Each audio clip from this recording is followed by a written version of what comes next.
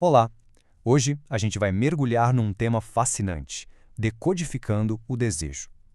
Vamos explorar uma fonte que analisa os sinais biológicos do interesse sexual feminino.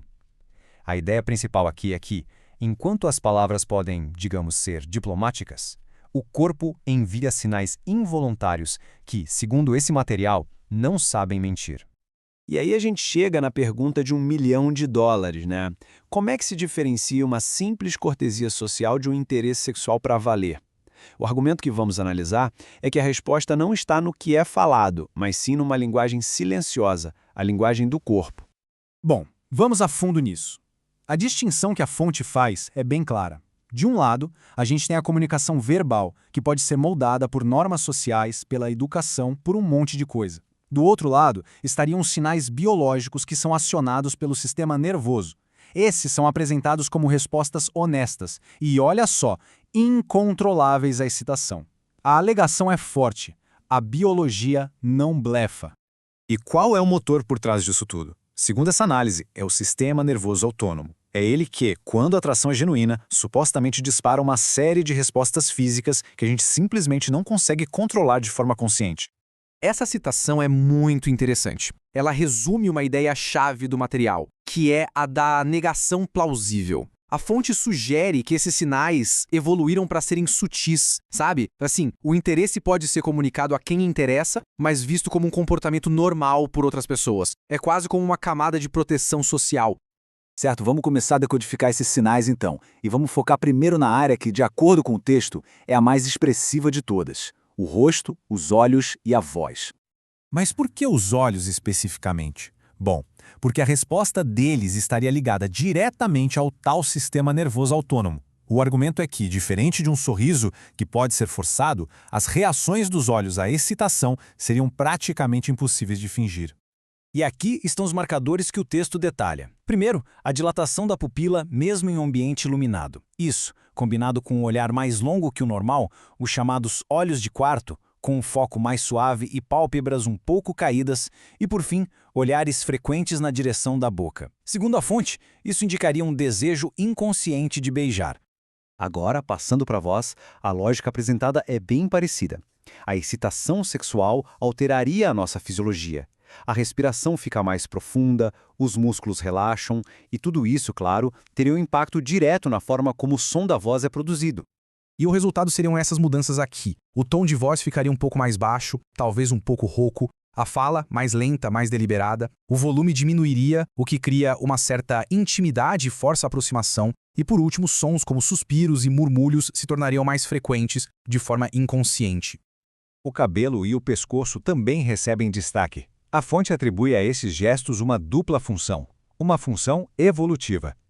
Primeiro, o movimento chama a atenção, atrai o olhar.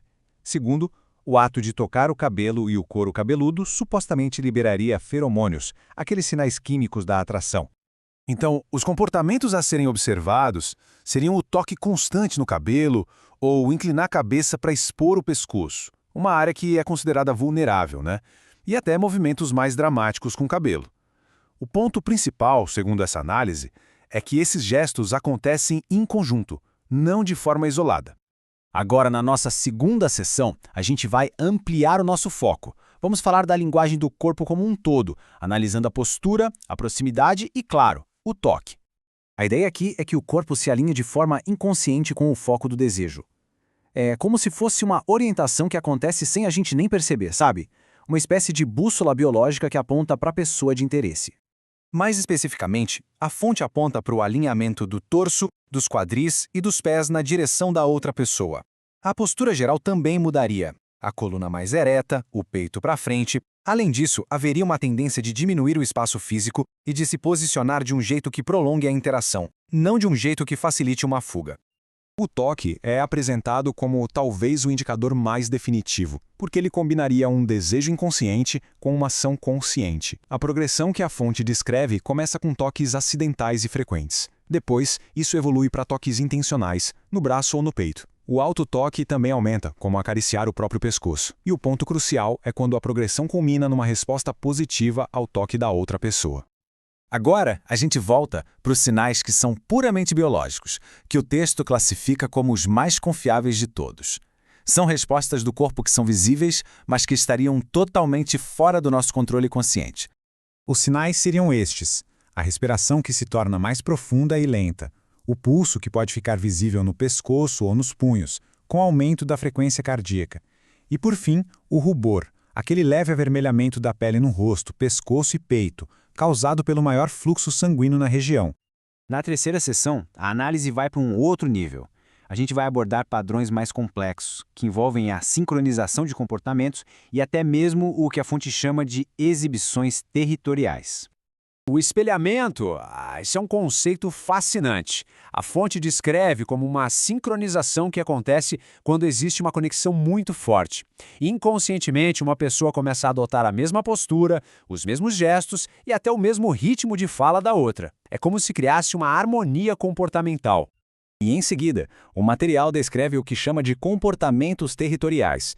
Isso incluiria se posicionar como uma barreira física contra possíveis rivais, intensificar os sinais de atração na presença de outras mulheres, demonstrar um pouco de ciúmes e começar a sugerir planos futuros a sós. Certo, mas qual é a aplicação prática de toda essa informação? A nossa sessão final trata exatamente disso, da vantagem estratégica que essa compreensão supostamente pode oferecer. O ponto mais importante é que a interpretação nunca deve se basear num único sinal isolado. O texto reforça muito a busca por agrupamentos, por vários sinais acontecendo ao mesmo tempo. O timing também é chave. Os sinais apareceriam cedo e ficariam mais fortes com o tempo. E claro, o contexto é tudo. O mesmo gesto significa coisas completamente diferentes num ambiente profissional e num social, por exemplo. E o resultado final, segundo a fonte, seria uma maior eficiência nas interações. A capacidade de ler esses sinais permitiria focar a energia em pessoas que estão genuinamente interessadas, agir com mais confiança e, por consequência, evitar o desperdício de tempo em situações sem nenhum potencial romântico. E isso tudo nos deixa com uma reflexão final, né? A fonte propõe que existe toda uma camada de comunicação acontecendo bem abaixo da superfície das nossas conversas do dia a dia. A pergunta que fica é: se o corpo realmente tem uma linguagem própria, que diálogos silenciosos e importantes podem estar passando despercebidos por todos nós?